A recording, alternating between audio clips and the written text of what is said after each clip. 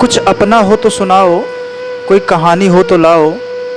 क्यों बेकार की रील्स पर मुस्कुराते हो? एक कमरे में रहते हो तुम, घर क्यों नहीं जाते हो? राम राम दोस्तों, नमस्कार, गुड मॉर्निंग। मैं प्रदीप, अयोध्या से। दोस्तों, अक्सर जब जिम्मेदारियों का बोझ सर पे आता है तो लोग कमाने के लिए शहरों में जाते हैं और एक माचिस के जैसे छोटे से डिब्बों के समान कमरे में वो अपना पूरा दिन बिताते हैं और रात बिताते हैं, और शहर की जो अनगिनत गलियां होती हैं उसमें घूमते रहते हैं। और ये जो है तमाम युवाओं की बेबसी है कि वो चाहकर भी और कुछ नहीं कर पाते हैं। तो इसी को सोचकर हमारी एक कवियत्री हैं, उनके दिमाग में कुछ पंक्तियाँ आई जिसको उन्होंने अपनी कॉपी और पेन की सहायता से उसको जो है मूर्त रूप दिया।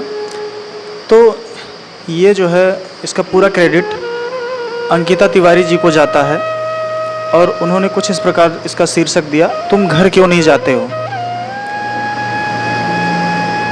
कुछ अपना हो तो सुनाओ, कोई कहानी हो तो लाओ। क्यों बेकार की रील्स पर मुस्कुराते हो? एक कमरे में रहते हो तुम, घर क्यों नहीं जाते हो?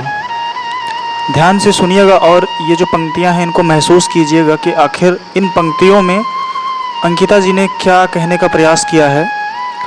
आगे कहती हैं, क्या भरा पूरा परिवार तुम्हें अच्छा नहीं लगता? क्या अपनों का प्यार तुम्हें अच्छा नहीं लगता? क्यों छोड़कर अपनी गली एहसासों को आजमाते हो? एक कमरे में रहते हो तुम, घर क्यों नहीं जाते हो?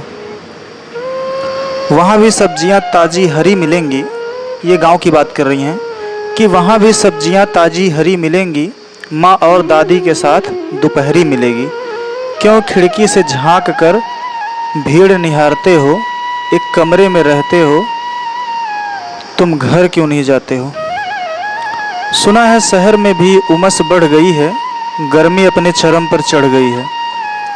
कुछ फुर्सत के पल हैं अपने गांव में, कुछ फुर्सत के पल हैं अपने गांव में। आओ बैठो कुछ वक्त आम की छाँव में। क्यों अपनी अभिलाषा दबाते हो? एक कमरे में रहते हो तुम, घर क्यों नहीं जाते हो? सुबह के निकले रात को आते हो। अब ये थोड़ा सा शहरी ज़िंदगी की बात कर रही हैं कि जब इंसान कमाने के लिए शहरों में जाता है और वहाँ पे अपनी दिनचर्या बिताता है तो उसके बारे में कह रही हैं। सुबह के निकले रात को आते हो, जीते हो जीवन या बस समय बिताते हो। मन नहीं जिसमें तुम्हारा वही बात खुद को समझाते हो, कि मन नहीं जिसमें तुम्हारा वही बात खुद को समझ